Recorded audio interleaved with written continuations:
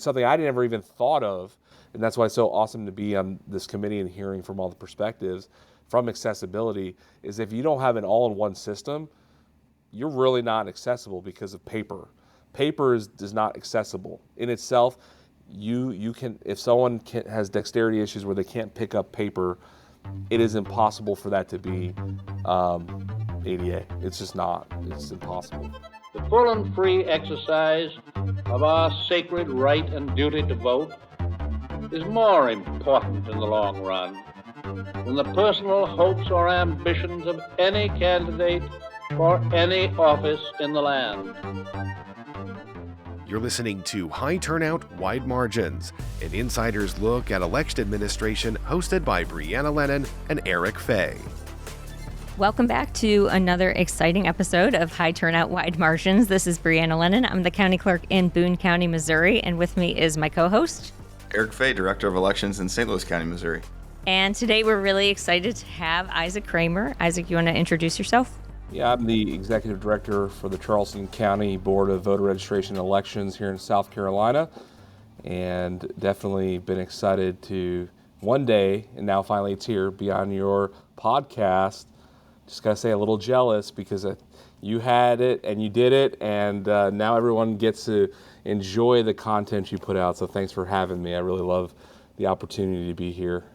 Yeah, we're really excited to have you here and talk about a variety of things, especially related to some national elections related things and technology. But first, we will start off by talking about your path into elections. So can you talk a little bit about how you ended up in elections and what you do? I think, like most election officials, I did not set out to be in this field at all. I actually was on the other side of it. I did some campaigns, and out of college worked for the Attorney General in Indiana, and really just didn't see this on as a pathway. And really, I got the opportunity to apply for this job because it had political science as one of its listed degrees at the county government, and I said, wow, I could do that. I mean, I have a poli-sci degree. Let me apply for that. It has to do with elections, and I'm familiar with, getting people elected, so obviously I think I could do this job.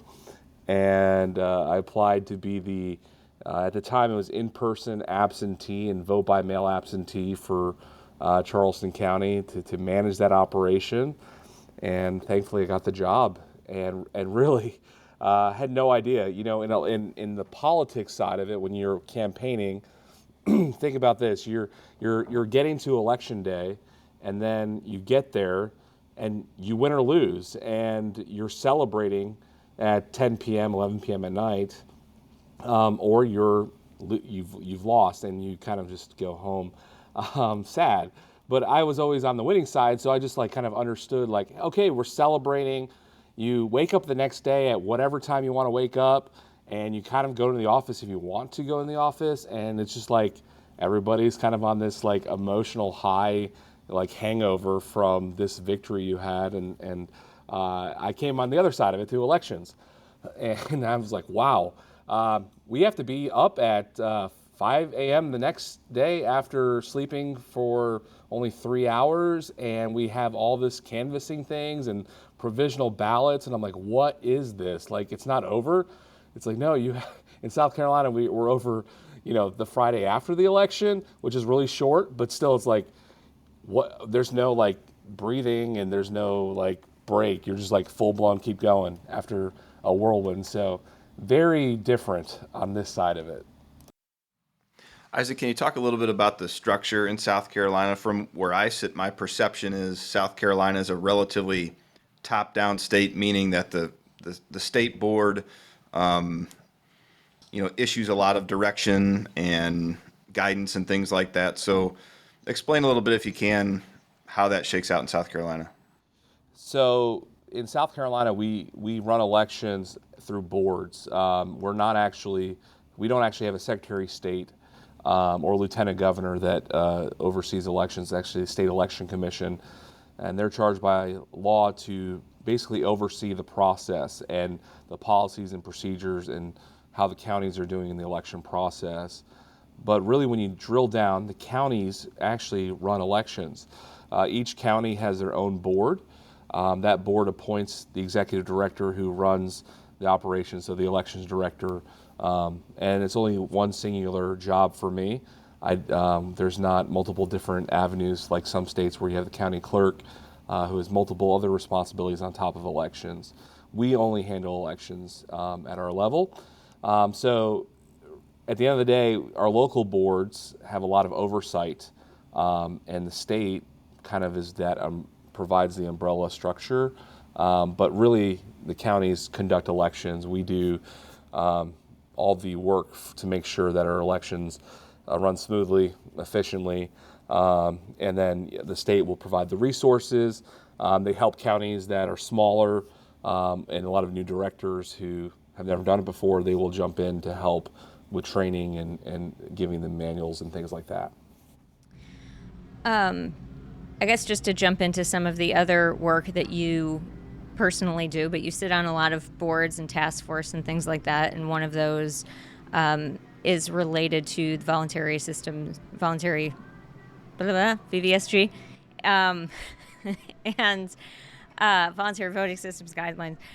There's been a lot of attention because of executive orders and conversations about the potential SAVE Act and things like that, about what the future of our voting equipment requirements are going to be, whether we need to stop using ballot marking devices if they are using barcodes and things like that. Can you talk a little bit about what your experience has been like navigating that, and maybe some of the conversations that have been born out of this new attention? Because for a while, we have done episodes with people about, the slow progression and finally getting the new standards for VVSG 2.0, and now it's like everything on steroids.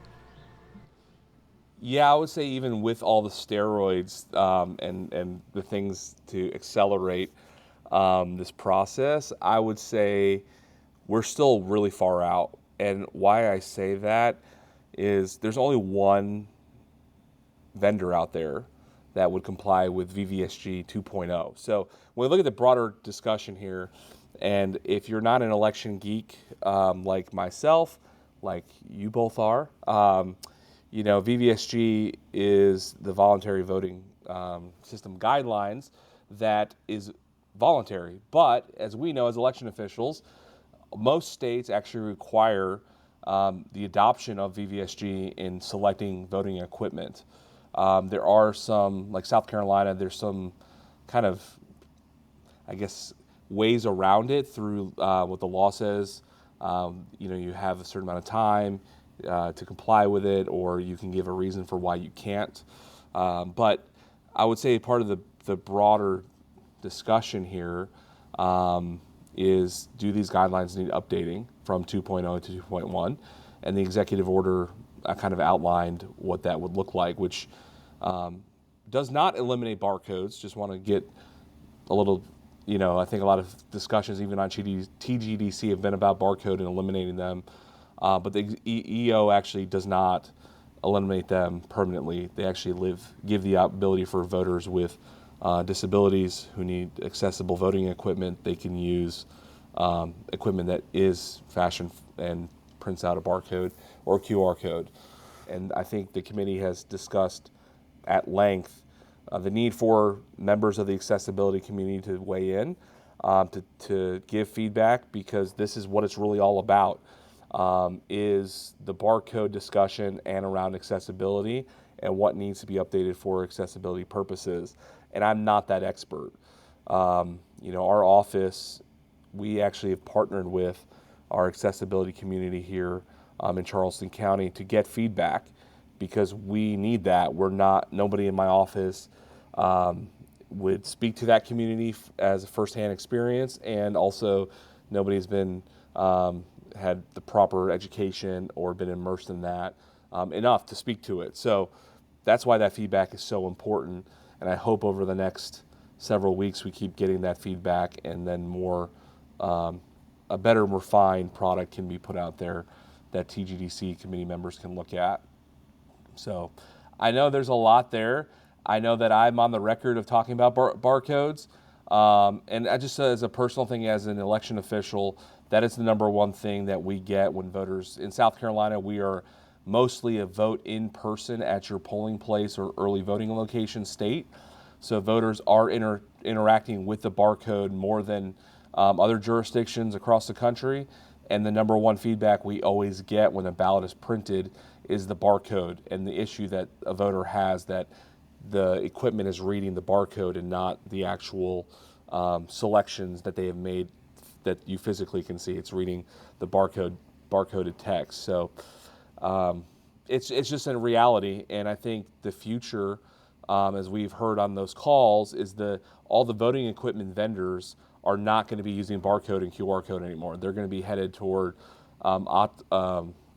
oh man, now I've blanked on the acronym, but OCR. They're going to be doing OCR, which reads the text of those ballots. So that's where we're headed, and I think all the new equipment coming out over the next probably couple years will be that kind of technology, and obviously the implementation of that is probably 5 years.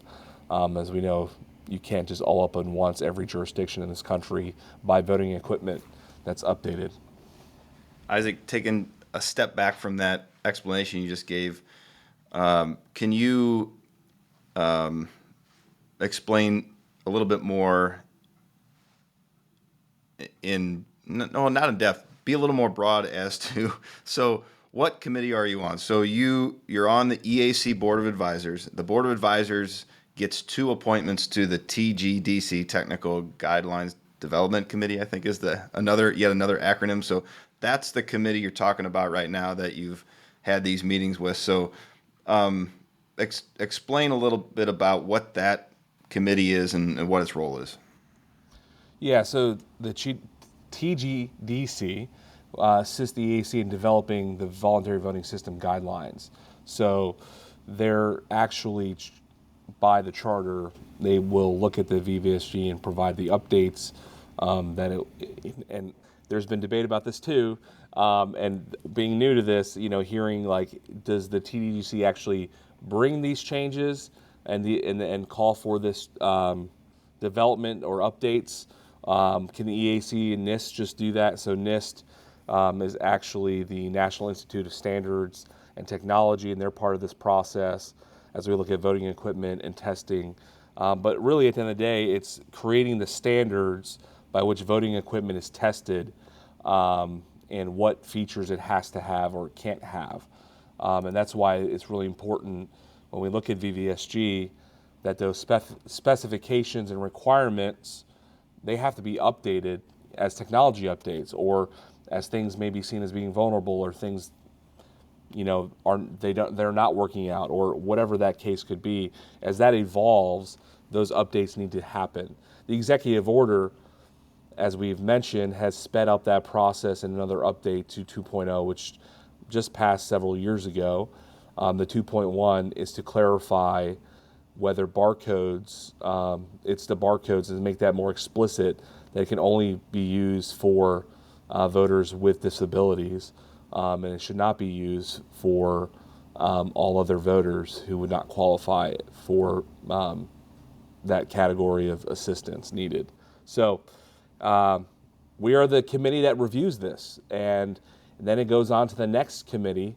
The EAC, I believe, has 4 different FACA boards is what they're called, and I'm not going to go through that acronym because I don't know if I could do it. It's some federal boards, and Board of Advisors is part of that. I know there's a technical guidelines committee, See, we're all lost here in election world when the federal government starts getting involved. Then we got way more things we got to know about. But at the end of the day, VVSG is something we review on the TDDC and provide the updates necessary for the standards by which voting equipment is tested. Hello, I'm Eric Fay, Director of Elections in St. Louis County, Missouri, and you're listening to High Turnout, Wide Margins, a podcast where we explore local election administration. it seems like the outside reporting that I've seen on the meetings and what you've described about, we're still not moving very quickly and things like that. There's obviously a push for more urgency. There's a push to try to get people moving faster on these things. I'm wondering if you can provide your perspective of like why it is helpful to move kind of incrementally on this. And you've talked a little bit about it, but just giving you an opportunity to say your piece about like why it matters that we have this process in place and that we're not just wholesale throwing things out and trying to replace them with something that might not be ready. Yeah, I mean, the first, when all this was created, and I think it's just the knowledge of the process, you never want to move so quickly where you haven't had the proper input. So every level of input necessary helps the process, helps any guidelines that are created to be reviewed, to be commented on. So we're just the first step. I mean, there's multiple more steps and layers that is outlined in HAVA, the Help America Vote Act, and these systems, when they get updated, they have to go through, and that's just a safeguard. That's a good thing. I mean, we've probably all said at some point on one of our so far 3 calls on TGDC is we need more members of the accessibility committee to weigh in. And the EAC and NIST have said there are opportunities already for that through public comment, through several members that are on our committee so far but have not been properly appointed yet, but they can stand in and comment. Those comments are being listened to. They can't necessarily vote, but they can at least provide the feedback. So I think that is important. I mean, I've said this to several people, from my vantage point, I think the EAC and this is going to go forward, whether TGDC votes yes or no. I think they're taking it as advice, but I don't think it's going to stop the movement forward. So just as an update as well, I mean, by middle of September, it probably will be out of the TGDC's hands because the next meeting will be voting on the EAC's language that they've taken from all the feedback and made edits to the original VVSG 2.1 draft. So we will be voting probably in the next several weeks on that. Speaking of, because I just want to make sure, I think that there are a lot of counties out there, county clerks, election directors, that either not fully paying attention to what's happening at the national level, or they just don't understand it, and so they're just kind of waiting for somebody to interpret it for them. And given that you are an executive director and would have to implement things, does anything in the conversation that's happening affect Charleston? Are you going to have to get new voting equipment? Is that something, because you mentioned that you get a lot of questions about the barcodes, like what does it look like to you when you think about what you'd have to change in the office in order to comply with it if there were a change, and how much money would it cost? Yeah, so South Carolina is specifically statewide. Everybody uses the same voting equipment, and it's purchased by the state election commission through the state funds. It's appropriations process through the state house that will fund any future voting equipment.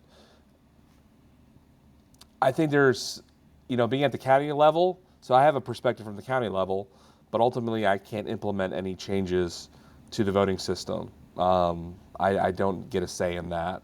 So the state election commission will go through that process, and they have their own interpretation on what this even EO does. Even if VVSG is updated, I'm sure they have looked at it as well. And I believe they don't think that, even just through conversations we've had at a recent conference, even if there is a change to VVSG, we're still on a 1.0 system. We use the express votes from ESNest. We have DS300s. Those are the tabulators in the precincts.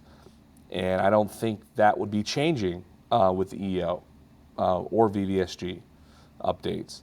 But if they were to purchase new voting equipment, then I believe VVSG would apply. And from my understanding is that may happen in the future. We bought the voting equipment in 2019. We're at 6 years right now. So, there's been talk potentially of updating the voting equipment. We went from the DS200 tabulators to the DS300s last year. So those have all been updated, but the actual marking process has not. But which has been outlined on TGDC and something I never even thought of.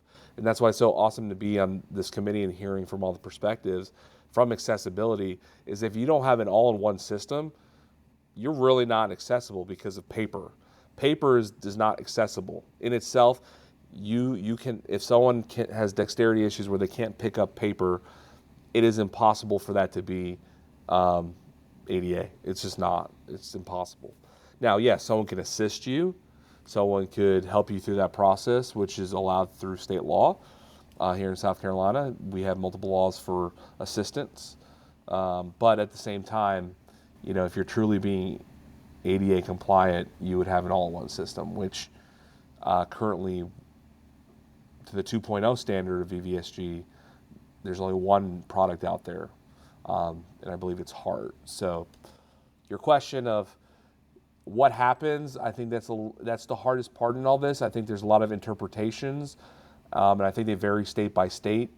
What it means to do a statewide change of any voting system. I know in South Carolina, the last upgrade was over 55, I think it was in the 50 or almost $60 million for all 46 counties. And we are not a big state, comparatively to other regions of the country. So, where do we go from here? If VVSG 2.1 passes and then the commissioners vote on that and it gets updated, I think we'll all sit back and have further conversations on what it looks for the United States as a whole. Isaac, I think you made an important point that just because a new version of VVSG is in place doesn't mean all the current election equipment in use out there across the country all of a sudden can't be used anymore. I mean, everybody across the country is using something prior to VVSG 2.0. As you mentioned, there's only one system certified, and it was just certified very recently. So I could be wrong, but I don't think anybody's implemented that new system yet. So I think what has a lot of us in the election administration community maybe a little worried or on the lookout for are, as you mentioned, VVSG, the first word is voluntary. States can choose to have different flavors of VVSG.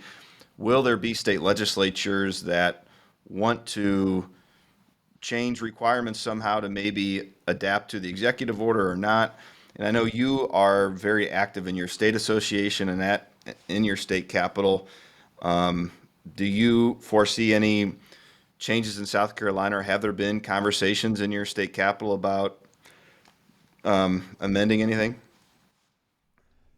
I think sometimes when we look at changes that cost a dollar amount that is extensive, I don't want to lose that as an opportunity to properly not just educate, but have a dialogue, a real conversation with our legislators. Because at the end of the day, if we're doing a voting system update in a statewide implementation, that might not be a bad thing in some states. That might be a great thing. It might be an opportunity to get new technology. But that's a funding conversation. And a lot of times in that funding conversation, a lot of those costs are passed on to the counties or municipalities. In my case, yes, I really appreciate the state purchased voting equipment for the entire state, and that was funded through the General Assembly. But then the counties have to pick up those ongoing costs to maintain the voting equipment. So it's a huge conversation that we have an opportunity to kind of press a reset button on, I really believe, and gives us an opportunity to advocate for our needs, and it brings that broader conversation to light. It's not just the election equipment we need updating. It could be poll worker pay. And when you start adding these costs, maybe the legislators kind of understand what it requires to run an election now, or what the costs are to the counties here in Charleston specifically. So in South Carolina, which you asked about, really there hasn't been a lot of talk about it. I don't think it's really on a lot of radars. And I say that because I just don't think this VVSG update is really getting much attention. I'm surprised about it. I thought there'd be more articles written about it or more dialogue happening, not just here in South Carolina, but other states. I know that it's been on our minds, elected officials, like that's front and center. But legislatively, I don't see any moves to that or trying to pressure a change. Just as a bystander, I've seen you become very active in the election administration community relatively quickly, and I was just wondering if you would be willing to speak to, obviously you see value in doing that, and being active in your state legislature, being active in NACO, EAC advisory boards, you see a value in that. Can you explain why, and would you encourage other election officials to become more active in some of these organizations that have an influence on, what we do day to day running elections? Absolutely. We all have, I tell this to everyone, we have a story to tell, each one of us. Put politics aside and viewpoints, I think we all have a unique perspective in what we do and how we even got to the position. I mean, we opened the entire segment about, who am I? Where did I come from? What did I do before this? And the reality is all of us have that story. And it might be different, and that's a connection point. I love connecting with people, and one of the things I really got to see on the other side of election administration was the elected officials. So when it comes to my state of South Carolina and the legislature, I've built relationships with our legislators by being brutally honest, by inviting them in, by giving them my cell phone number and saying, hey, we may not always agree, but give me a call when you're talking about legislation. Here's my number. I get calls from legislators from across South Carolina that have nothing to do with Charleston County, but they call me and they have a question. And it might be what we might consider the most like out of the left field question that you are like, really? But I take the time to answer it, and I take the time to talk about it. And that builds trust. Get involved locally, but don't neglect getting involved nationally, because I think you will be exposed to awesome initiatives that are happening in small communities, large communities across this country.